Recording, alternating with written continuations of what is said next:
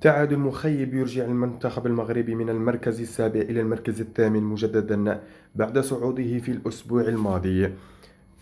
وكما توقعت في الشوط الأول، قلت بأن المنتخب المغربي سوف يتأخر في النتيجة ب2-1 أو يتعادل ب1-1، والحمد لله كانت النتيجة 1-1 وليس 2-1 لصالح المنتخب النرويجي. انظروا للإحصائيات، ظلت كما هي بالنسبة للاستحواذ لصالح النرويج.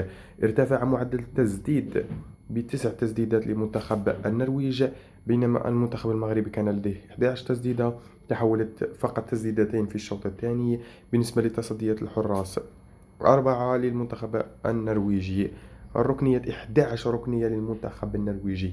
المنتخب المغربي اعتمد فقط على الهجمات المرتدة في هذه المباراة، لذلك العيب الذي فعله المنتخب المغربي أنه لم يختبر نفسه أمام منتخبات قوية في المباريات الماضية. وحظ موفق لمنتخبنا المغربي يا شقيق، والسلام عليكم. مباراة المنتخب المغربي ضد المنتخب النرويج، الشوط الأول انتهى 1-0 لصالح المنتخب المغربي.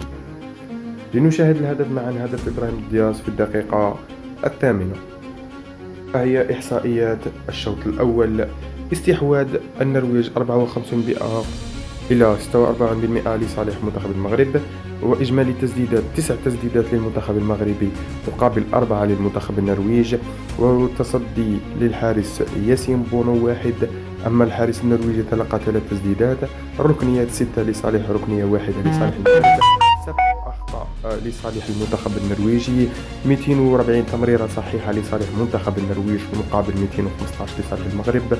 عرقلات متكافئة تقريبا. أما الركلات الحرة لصالح المنتخب المغربي ل7 ركلات حرة، والبطاقة الصفراء بطاقة واحدة في الشوط الأول. نرى أن المنتخب المغربي في هذه المباراة يعتمد على الهجمات المرتدة بشكل رئيسي، وللمنتخب المغربي لاحظته في الشوط الأول أنها لديه تمريرات منظمة جدا، يعني ما شاء الله تمريرات منظمة، ومعرفة الخروج من الكرة من منطقة الجزاء أو من منطقة المنتخب المغربي إلى منطقة الخصم بشكل سريع جدا. المنتخب المغربي ناقص في الدفاع لديهم بعض الهفوات كما شاهدنا في فرصتين للمنتخب الهولندي أو المنتخب النرويجي الصالحة للتسجيل تم تضييعها من اللاعبين النرويجيين.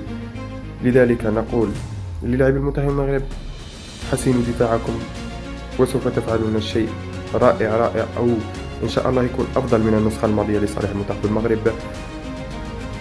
أرى أن الشوط الثاني سوف ينتهي 2-1 لصالح المغرب، وإن استمر المغرب في الشوط الأول كما في الشوط الثاني سوف تكون نتيجة 1-1 أو 2-1 للمنتخب النرويجي بكل صراحة. والسلام عليكم، وأتمنى الشفاء لزلزولي تكون إصابة طفيفة لأنه خرج في الشوط الأول.